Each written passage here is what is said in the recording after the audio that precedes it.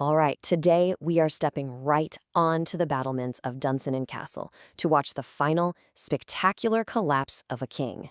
We're going to dive deep, and I mean deep, into Act 5, Scene 5 of Shakespeare's Macbeth. We're here to dissect one of the most famous and, frankly, one of the most gut-wrenching speeches ever written, and to really understand the complete psychological unraveling of a tyrant. Okay, so let's set the scene, shall we? Macbeth is totally cornered. There's a massive army marching on his castle, and they are there to end his bloody reign once and for all. But inside, Macbeth is putting on this front of being absolutely, completely untouchable. He genuinely believes he's shielded by prophecy, by his stone walls, that nothing can touch him. You see, he's not just confident, he's cocky. He believes his fortress is so powerful it can literally laugh at his enemies. This isn't just some military calculation. This is a perfect reflection of his own towering ego. He is convinced he is invincible. And what's so brilliant here is how Shakespeare shows us this arrogance through the language.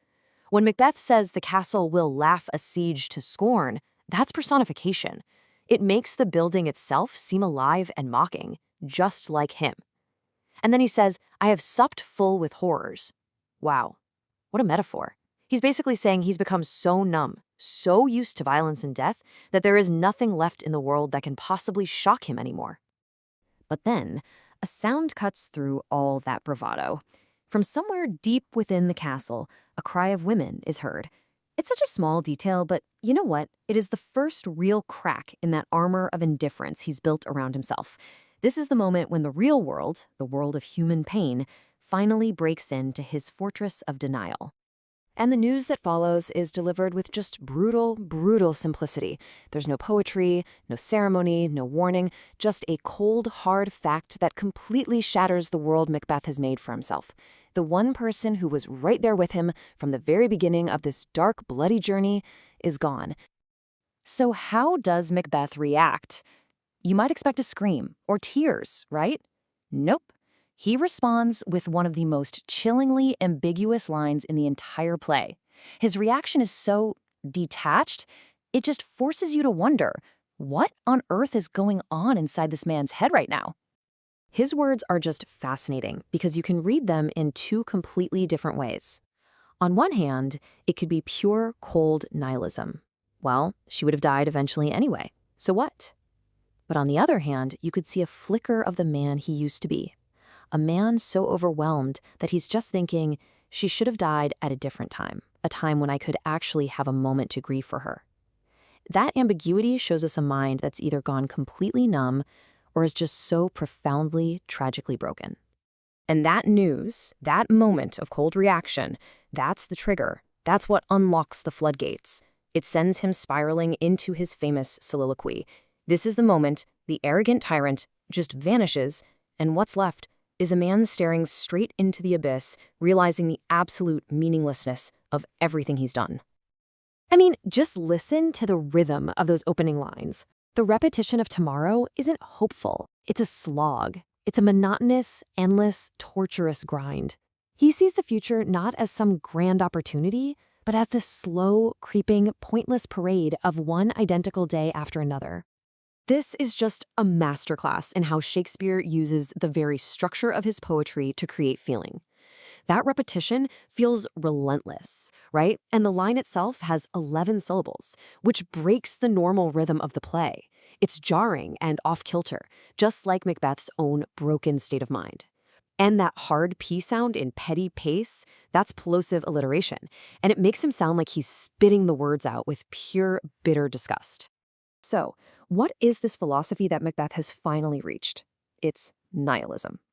Everything he has killed for, everything he sacrificed, his honor, his friends, his wife, his very soul, it has all led him to this one singular, horrifying belief that life itself is completely and utterly meaningless.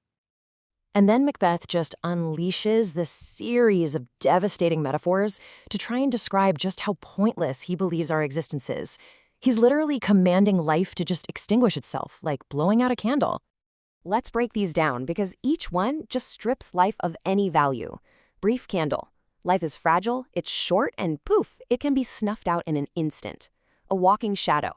It suggests life has no substance, no weight. It's just a hollow copy of something real.